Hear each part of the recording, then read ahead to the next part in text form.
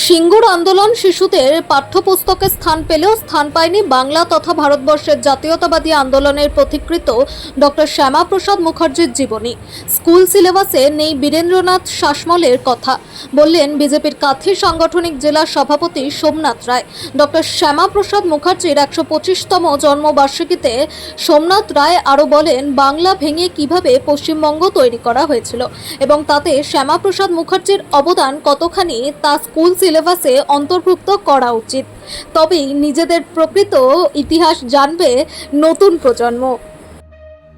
আমি এই কথাটা সবসময় বলি, যখন আমাদের দল ক্ষমতায় আসেনি তখন আমরা দেখেছিলাম সিলেবাসে ক্ষুদিরামকে সন্ত্রাসবাদী বলা হয়েছিল। আমরা বিভিন্ন আন্দোলনের কথা পড়ছি, সিঙ্গুর আন্দোলনের কথা মমতা ব্যানার্জিকে হিরোইন সাজিয়ে সিঙ্গুর আন্দোলন ব্যাপারে অনেক আলোকপাত করা হয়েছিল। ওই আন্দোলন যেন স্বাধীনতা আন্দোলন এরকম একটা রূপদান করা হয়েছিল। এটা খুব দুঃখের ব্যাপার। পূর্বতন বাম সরকার, তারপরে তৃণমূল সরকার, কেউই যারা আমাদের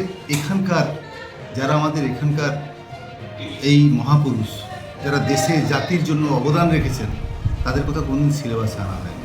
আমরা শ্যামাপ্রসাদ মুখোপাধ্যায়ের কথা বলছি, কিন্তু একটা মাথায় রাখবেন, এখানে বীরেন্দ্রনাথ শাসমল এইখানে একদম তাকে দাঁড় করিয়ে দাহ করা হয়েছিল, তার কথা কিন্তু নেই।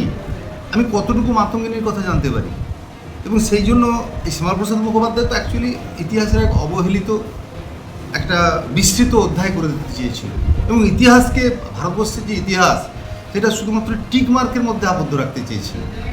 তো সেই জায়গা থেকে আমাদের ভারতীয় জনতা পার্টির সরকার, আমার মন্ত্রী এমএলএরা আছেন, ওরা একটা নির্দিষ্ট রূপদান করার চেষ্টা করছেন, যাতে আগামী দিনে ছাত্ররা জানতে পারে শ্যামাপ্রসাদ মুখোপাধ্যায়ের জন্য আজকে পশ্চিমবাংলাই আছে, আজকে বাংলাদেশের সঙ্গে যুক্ত হয়নি, আজকে কোনো অভ্যুত্থান দেখতে হয়নি, একটা গণতান্ত্রিক সরকার আসতে পেরেছে।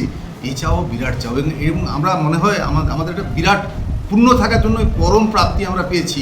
শ্যামাপ্রসাদ মুখোপাধ্যায় যেখানে জন্মেছিলেন, সেই পশ্চিমবাংলায় ভারতীয় জনতা পার্টি, তারই প্রতিষ্ঠিত দলের সরকার প্রতিষ্ঠিত হয়েছে।